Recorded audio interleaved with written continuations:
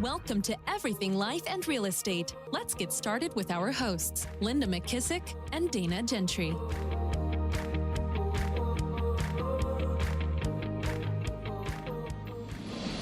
Hi, everyone. Welcome to Everything Life and Real Estate. I'm Linda McKissick. And I'm Dana Gentry. Good morning, Dana. How are you? Good morning. Well, kind of afternoon for me. I keep forgetting it is morning for you. I'm on it's been such a nightmare this week trying to, if I have calls, I'm on the Pacific coast. Yep. If I have calls, everybody else is on Central or Eastern, and I have screwed that up so many times. Thank goodness I didn't have anything else planned, so I didn't miss any calls, but it's sure been a nightmare trying to, say, okay, is that Eastern time? Is that Central time? And then I have to back it 3 hours if it's Eastern, 2 if it's Central. So yeah, a lot of early morning calls, but that's good. I think I spent 6 hours yesterday on Zoom. Yeah. Somebody tells me there's an ocean behind me. Dana, will you tell me, is there one? Can you see it? Yeah, I know. I said when I logged on before you were on, I was like, oh, I hope she doesn't come on for a minute so I can sit here and enjoy that beautiful view through Zoom. Yeah, I know. Well, I turn around and do Zoom and look at the ocean, but the light's supposed to be behind you. I don't know. And I guess the way in front of you. It's supposed to be in front of you. Well, the counter won't work, I guess. That's right. You'd have to sit on the other side. Have to sit on the cabinet or something. I don't know. I might figure that out.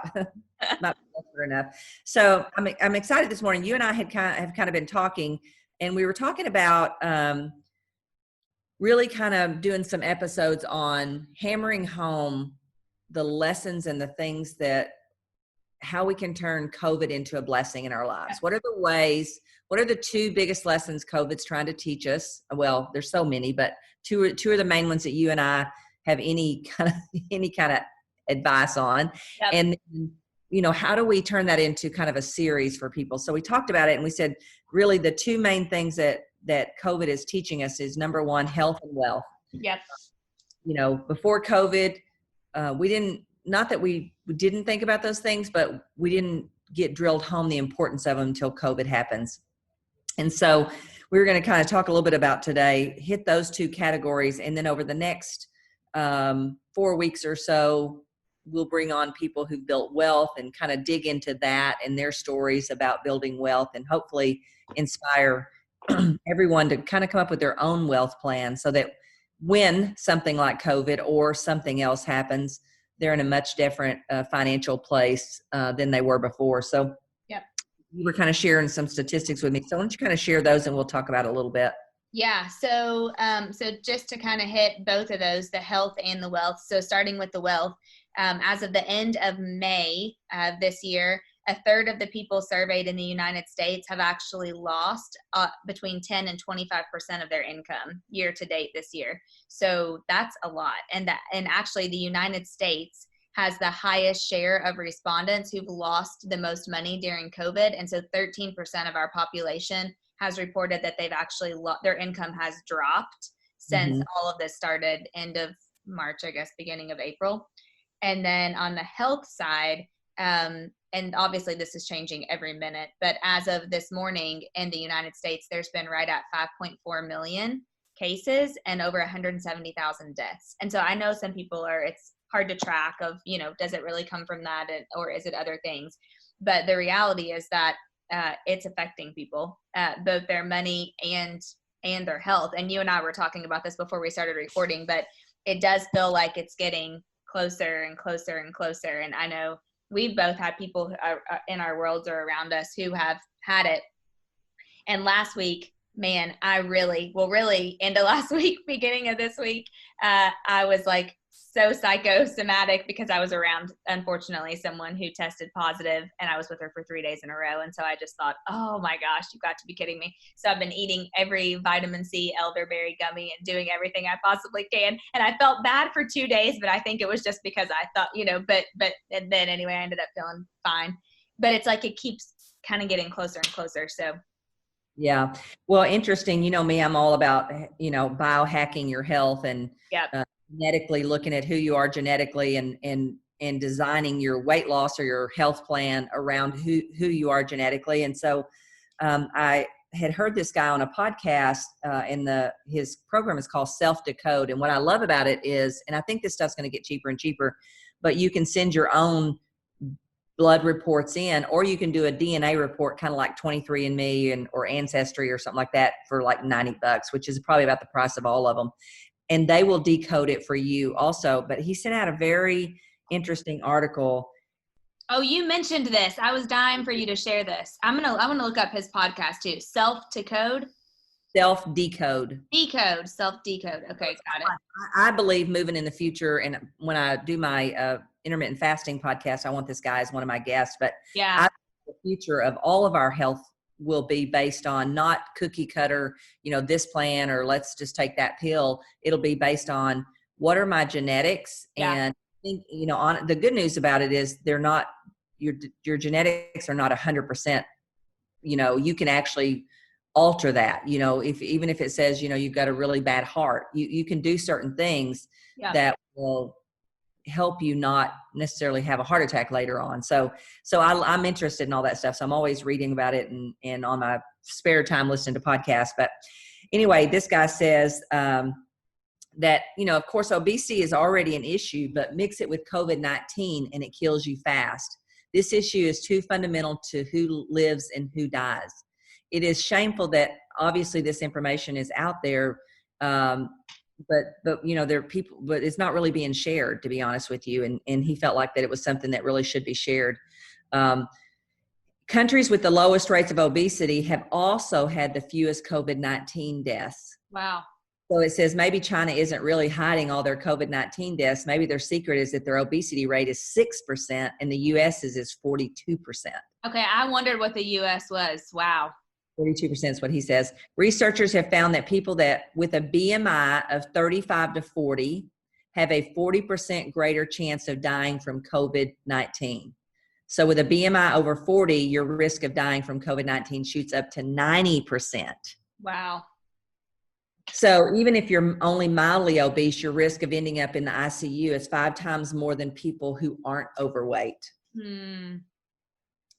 So, was that a special article you got, or can people go read that whole thing somewhere? I think you can go read it. I did get it because I had subscribed. So, okay. But probably on his website, he'll probably have a list of blogs. He probably blogged on this. Okay. So it said, losing weight isn't just about fitting in your skinny jeans anymore. Obesity has been an issue in America for a long time, and we already know about its negative health consequences like increased inflammation, high blood pressure. But with this coronavirus, it's literally becoming a life or death issue. And I love this when he said, as we said before, COVID-19 isn't going away. So you have 2 choices: roll the dice with this potentially fatal virus or get your body ready for the fight. And I would say, really get your body and your finances ready for the fight, because this won't be our last fight. It may be another name or another something, but this won't be our last. So I loved it that we were doing this topic, because I feel like really what people should see from this is, how do I get my health and my body ready for this fight, and how do I get my finances ready for this fight? Yeah, so I totally agree with that. Well, do you want to kind of start with the health? You had that article, which I think is awesome. And I think if we break it up into 2, one of the things that I like both sides of the coin of that. I love talking about the health of your physical body, and I love talking about health in your mental capacity too.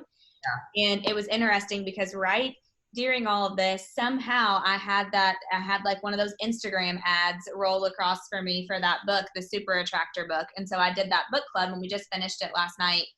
And I'm telling you, like, my whole mindset has changed from reading this book, but it's so good because it's prepared me so much. I mean, it's really gotten me through a lot of the COVID, just like slump days where you're like, is this really reality? I mean, we went to Adam's son's back to school thing last night, and it was the weirdest thing ever. I mean, everybody had on masks. They had like families on different in different stations, because you weren't allowed to really get close to each other. And all the kids have the plexiglass thing in front of their desk, their station, with like a hand sanitizer and a mask that they have to dump in this bucket to wash every night. I mean, it's just, and we left there, and I looked at him and I'm like, I think it's awesome that they're doing all that stuff. And this is so weird. Like, if you really think about it, I mean, it could really get you down. It's like the craziest stuff ever. And so being able to talk about your mental health, I think, is huge. But one of the things that this book, and it's cool because the people that were in the book club, we've been talking about it. And it says in the book, make your good feeling, thoughts, and energy such a high priority that the feeling of well-being just comes natural to you.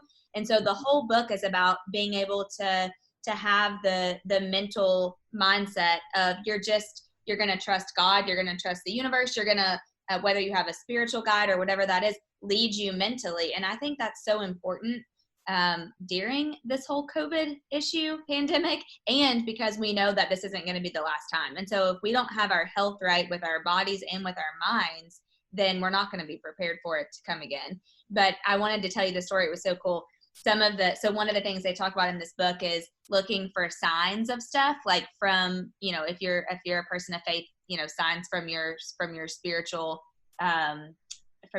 guides and all of that. And so we talked about how some of the people in the book club were looking for guides. And Linda, the craziest thing has been happening. So like everyone identified something that they were going to look for. Like, how someone says when people pass, they may see like a red cardinal, and that reminds me. Yeah. Mm-hmm, okay. I've heard. Yeah. So it talks about how like when you're getting right with your mental health and spiritual side, you should look for, you should ask for a sign like that. And so one person in the group said that her sign was going to be a heart. And she texted me this morning, and like she was walking and all these leaves were all on the road, and they were all in the shapes of hearts. And then someone else said that hers was a dragonfly, and she was in like having a bad mental capacity health day, and she got in her car and there was a dragonfly right on her windshield looking dead at her, and even when she was driving it never went away. And so she's like, I stopped and pulled over and Googled what's the spiritual meaning of a dragonfly.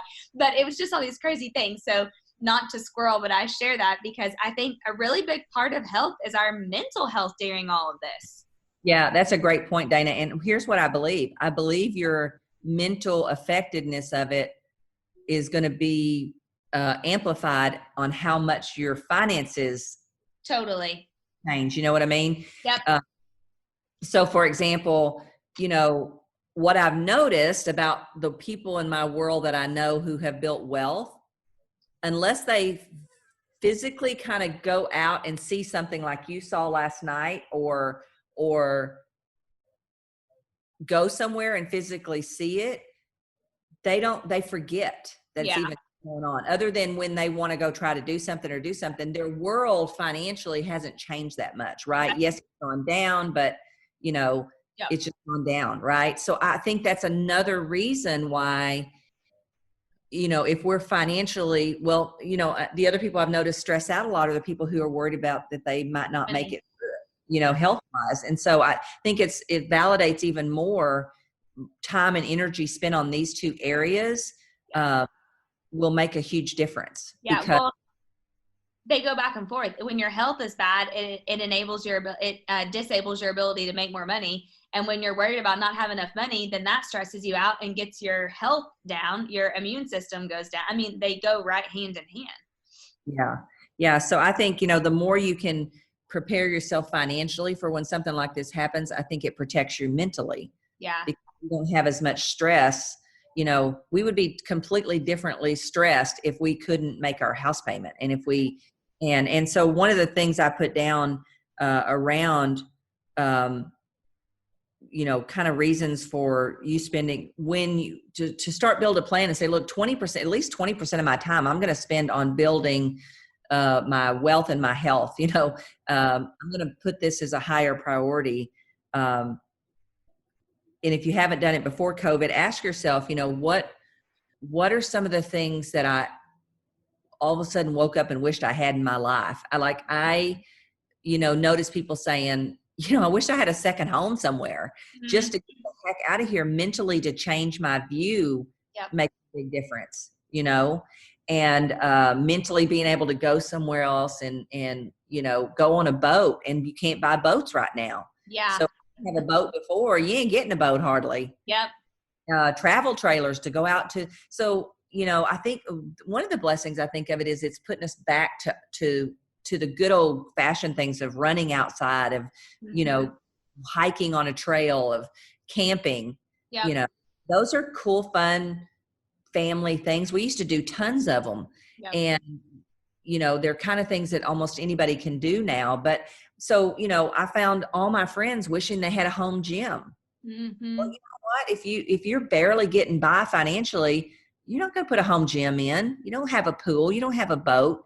So, I mean, I know these are kind of material things, but at the end of the day, during, how many months of Yeah.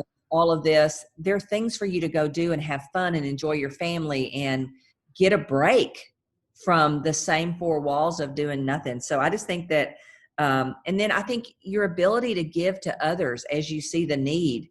Yep. If you're just figuring out and you're stressed out about how you're going to make the money yourself, or how am I going to pay my house payment? There's no way you can reach a hand out to somebody else and give to a cause or something that you feel is really doing good during this situation. Yeah. I saw a t-shirt the other day. I almost bought it, but then I thought, I don't really like to say stuff like this, but it says 2020 sucks and it has one star. And I thought, it does kind of suck in a lot of ways. Yeah. But also so many lessons and blessings. And so I'm going to choose to figure out what is it trying to teach me, and what things really matter and what things don't. You're watching people get so heated over stuff that doesn't even matter. I'm reading a book by Andy Stanley now it's something about the heart. I didn't realize this is what it was when I started reading it. What is it? I love his books. It's pretty interesting. It talks about, it's kind of convicting, though. I can only read it in small doses. I'm like, I don't know if I want to read this right now. You know how that is. It is called Enemies of the Heart. Oh yeah, I have that. I feel like I don't know. It might be kind of a computer book. Yeah. Because he really makes you think about, like if you have a rage moment, what does that really tell you about your heart? And I'm like, I don't know if I want to read that right now. But what I'm saying is, I think the people that are having these huge outbursts, under anger is fear. Yeah. And so if, the people I see the most afraid right now, who are people who are not financially stable, they have never spent any time on building wealth. And even if your income is not affected that much, because things have changed so much, I think it's going to wake people up and make them realize, do I want to be saddled to having to do this for the next 30 or 40 years? Yeah. Would I rather have options? Yeah. Well, and even if your income hasn't been affected today, there's, thankfully mine really hasn't that much. And I still have fear around, okay, well, if the market crashes or if, you really just still don't know. And so I think, I think it's just a lot to look at, but I don't know. I've been really focusing on, and actually, we had the privilege of listening to Gary Keller yesterday, and he said something that was right in line with what I've been reading and studying. And it was about let me find it actually in my notes. So I wrote it down. He said, things are either happening to you or happening for you, and you get to choose whichever way that you want to see it. Yeah. And I think that's just so good, because one of the things I've been thinking about lately is we can get hooked into the fear story and try to control it all, or we can just say, okay, like it is what it is, and we're gonna focus on the things that we can work on and make better, like our health and our wealth. And I like what you said about adding that into your 20%, because I've been trying to think of what's something that every single day I can do to build better wealth, and just like if it's one little thing every day. So like we just busted back out Cash Flow Quadrant book, and even though most people have already read it, it's been years. And so I told Adam, I'm like, let's just go back to the basics and just start, going back and figuring out some of the things that maybe we've already read or we already know, but we need to be reminded of it, and we need to do it every single day so that it's top of mind. Absolutely. I agree. I had kind of written down, if you spent 20% of your time allocated to it, first thing, using the formula that I love, first thing is list the relationships you need. And I think the number one thing you can do is hang around other people who build wealth, because there's not very many people you can talk to sometimes about building wealth and money and those kind of things and not feel bad. And so you want to be around people that it's not a bragging conversation. It is a conversation that people have on a regular basis, because it's a needed conversation, and they understand that if they don't do well, they don't have anything left to give to anybody else or do anything good with. And so, and their belief is money is good for the good it can do. And so many of us have so many limiting beliefs around, the evil of money and that kind of stuff. So you got to hang around people that talk about it and that do it. Because what I find is, if I'll go be around people that are doing something, I will go do it myself. And one of the reasons I'm super excited about bringing wealth building people onto our podcast over the next few series is the ideas you and I are going to get and the ideas our audience are going to get. Heck yeah. To me, when I hear someone's story or their ideas, I'm like, well, I never thought about that, investing in that. I'd like to check that out a little bit more. I'd like to learn, what does that take to invest in that? Or what would I need to know? And so I just said, use my formula. What relationships do you need to form and have, and make sure you're around so that this does stay top of mind? And then what's your validity already? If you don't have any validity around building wealth, then you just start there. What books do you need to read? I love playing the cash flow quadrant game. What do you need to study? Who are the people that are investing that you feel similar to them? I always love the fact that, Jimmy and I are very average people, and we're not a Bill Gates or any of those. Our wealth is never going to be that wealth. One, because that's just not who we are, right? We're going to be too slow and too cautious, but that doesn't mean that we can't build wealth to the highest level we can build wealth, right? And so I think sometimes people look at people like that, or people who've built big, tech companies and things like that, and they think, well, I can't do that. No, but what can you do? Yeah, exactly. The simplest people in the world, read their Millionaire Next Door. That'll make you realize, average people, simple people can do this. It's not about anything other than a decision to do this. And so I put, come up with your freedom number first.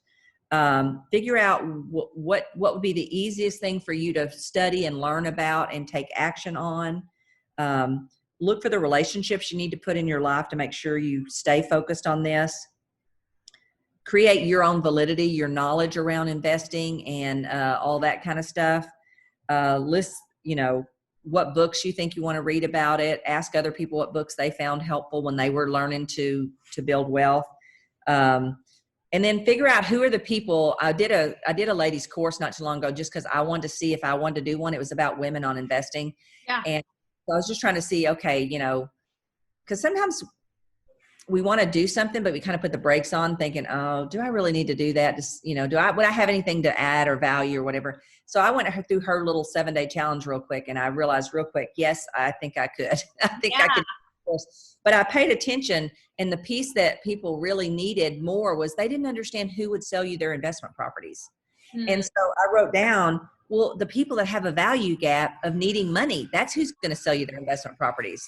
Yeah. So with my formula, relationship plus validity plus value gap, then the value gap are those people who are in distress, those people you could be a hero to someone who goes through COVID and they need to sell a house that they got into that they're over their head, and they need out quick. And if you've done well and you've got money or lines of credit or cash, you can go step into that gap real quick for somebody, and you become their hero because they have a value gap of needing out of that as quick as possible. Yeah. So it's drugs, distress, divorce, or death. And so those are the people that are going to be value gaps. So then you just start asking, where do I find those people?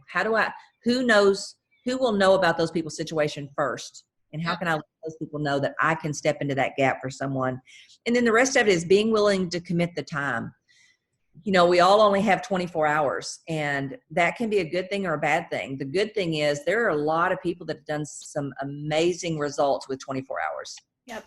And so if I constantly remind myself of that, it makes me be more efficient with my 24. It makes me quit saying I want things, but not spending any time on it. Yeah. And that's one of the reasons I love that little book, Tiny Habits, I told you about, is because I'm just starting it. And Linda, you've got to get the book, because I know you listen to it. There's all these, it's like a little work, like all these little, I'm trying to find one to show you, all these little worksheet pages. Yes, I'm going to do that. Do you notice he's also being interviewed, I think this week, by Jeff Woods? Oh, on the one thing. I didn't see that. What I love about that is, this can seem overwhelming to talk about changing your health overnight, changing your wealth overnight. So it's one bite at a time, and it's what's one tiny habit that if I did that one habit first, then everything else would be easier. And so, I just kind of put down there, just start with what you think your freedom number would be, which, by the way, I think we still have this up. If you'll text the words freedom number, NUMBER, freedom number, all together as one word to the text number 33444. You can actually download, it's still there, that freedom number worksheet that we talked about in one of our back episodes. But I always say start there. Start with a number that you feel like would give you the freedom that if coronavirus or anything else happens in the future, you would be in a much better financial shape the next time it happens. Yeah. So I think that all that is so good. And actually, by the way, the tiny habits thing reminded me, just doing like one tiny thing every single day. And in the back of this book, I love this. I was flipping through it last night. I haven't started reading it yet, but he has like tiny habits for better sleep, tiny habits if you're an active adult, tiny habits for new managers. And it's like all these little things. I mean, tiny habits for better sleep. After I hear my alarm in the morning, I will get up without hitting snooze. Or after I put my shoes on, I will go outside to soak. I mean, it's like little things that help you that you don't even think about. And we can do that with money and with health, with our health too. It's just making the effort to do it. Well, and what I love about, like you talking about playing the cash flow quadrant game, is what works for me when I'm procrastinating on something is to start a conversation, to brainstorm with somebody. I'll say, hey, can I brainstorm something with you? Because the minute I start brainstorming it, I bring it into reality. I start bringing it closer. So, I think, and what he talks about on those tiny habits is after. The key word is after, because if there's something that's already a habit, like I always get coffee every morning. Well, first thing I do is I take my H2 pill that Dr. Gladden has me do in a glass of water. So I don't drink coffee first, I drink water first. And then I push the coffee button and make myself a cup of coffee. So let's say you wanted to do push-ups. It might be after I push the coffee button, I do 2 push-ups. That's what the after actually means. You're attaching it to something. You're attaching it to something that's already a habit. Yeah. You don't attach it to something that you got to make that a habit also. So I love the book. Yeah, I'm going to order it today so that I get the hard copy because it's like a little workbook. One thing I was going to add was, so one of the episodes that we're going to be sharing next, we have a couple of people to talk about health and wealth. And one of the episodes that we're going to share is an interview that I did with you and Jimmy on wealth building that we recorded. And so that's going to be one that we're going to share. And I've heard you guys do that, I don't know, tons of times now over the last several years. And every single time I feel convicted when we get done. And I'm like, okay. And I told you this because I feel like I've always been one that I like to have a bunch of cash. And so I had made myself feel like down about hoarding cash and then Jimmy said, that's cash flow, not wealth building. And I was like, oh crap. Well, but here's the thing. It could sit up perfectly. Right. That's what I was getting ready to say.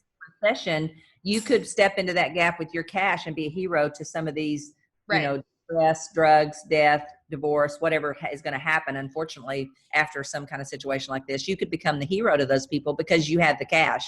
Well, that's exactly right. So then when you told me that a couple of days ago, and I thought, oh my gosh, that's so true.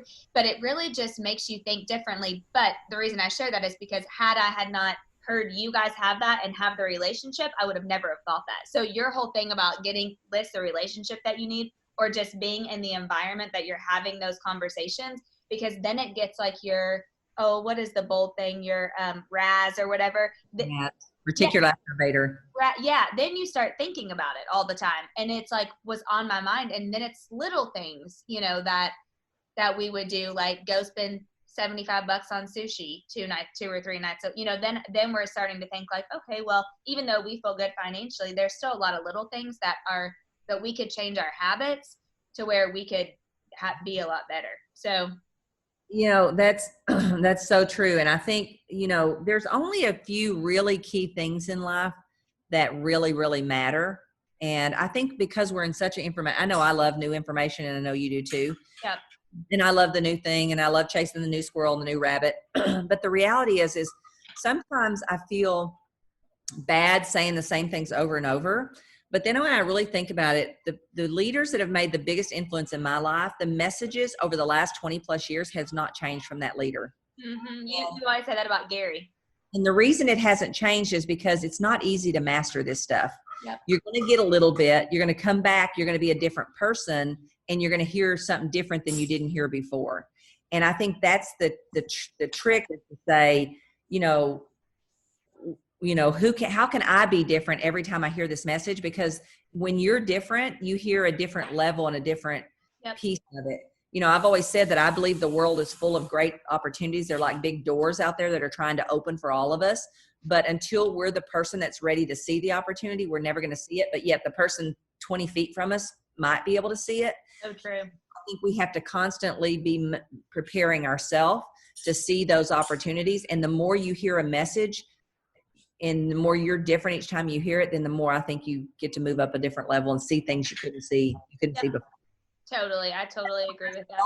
I have spent hours and hours and hours and hours, Jimmy's over here probably shaking his head, on health, on, intermittent fasting, and genetically how you can work with who you are to have better health and longevity, and all of that stuff. It's so interesting to me, right? No, it's not interesting enough that I would go be, the doctor that does it, but I think I could be the lay person that helps deliver the message, because I'm willing to go put the hours and the time in to learn it and find the people that could deliver the message. So I think that's the key piece of it, is spend time in it, and spend time around other people who want to spend time in it. If you're around people, or you're isolating yourself during COVID, don't do that.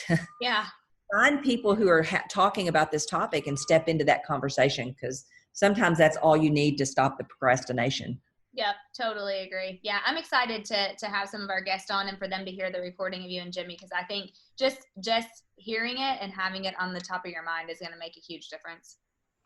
It was funny because I was just talking to somebody. Who were we talking about losing weight? Oh, I cannot remember who it was now. But we were talking about how the hardest part is just like getting started, getting back in it, because when you get to a certain weight, well, maybe it was Shannon, I think, actually, that works with, when you get to a certain weight, you feel like it's just like you never can be that, you never will be thin again or something like that. And so I was thinking that is just such a good, because they had a friend pass away from COVID, and he was overweight, and they think that was one of the main reasons. And so when we were talking about it, she was saying if people would just focus on one small little thing, because then once you get rolling in it, it's so much better. And that's why I'm excited for people to start to hear you talk more about intermittent fasting on your new podcast that you're coming out with, which we'll have to tell people whenever that's ready to roll, because that was one little thing that you did that made a huge difference. Yeah.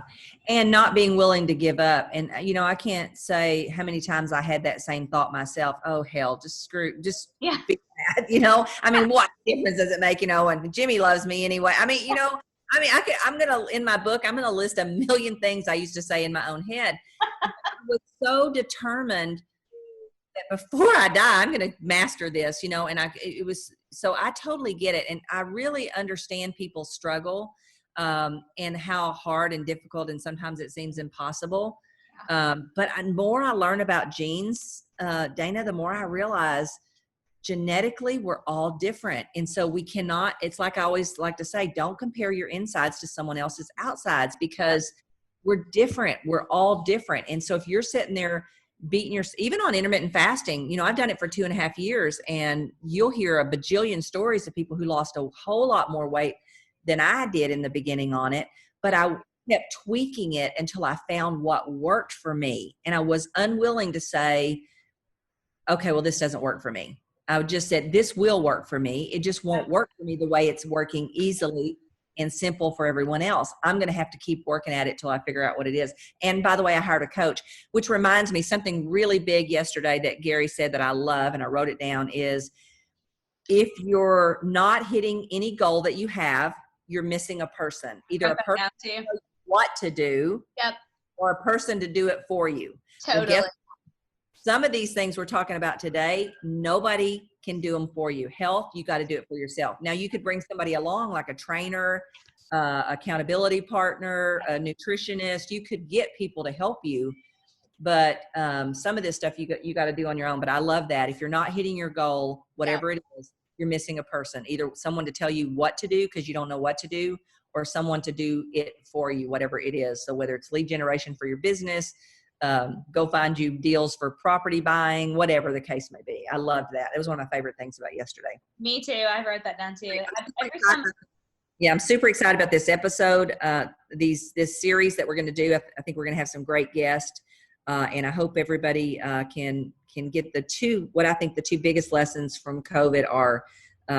We need better health, better wealth.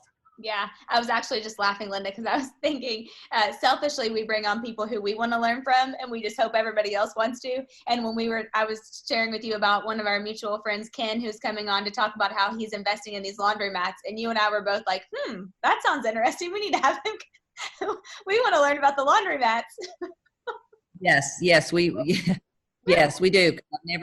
I've heard people investing in laundromats, but I don't know about it. So we will make our great list of questions. And if you have a list of questions that you'd like for us to ask anybody about wealth building, be sure and send it to us at info@everything life and real estate. And we'll add your questions to the one Dana and I already have going, our long list that we already have going. And remember, if you'd like to be a guest on our podcast and have us come on and help you with any kind of challenge or opportunity that you're looking at, we would love, love, love to have you come on and let us help you do that. And remember, the more information you give us about where you are in your business and your life, the more Dana and I should be able to help you with either making a decision about that opportunity or that challenge. So Dana, I am excited about our upcoming episodes, and I will see you next week. Me too. Okay, see you then. Be sure to subscribe for more business strategies and tactics to inspire you to live an abundant real estate life. Don't forget to rate and review so we can bring you the best content. Find this and other valuable information at everythinglifeandrealestate.com.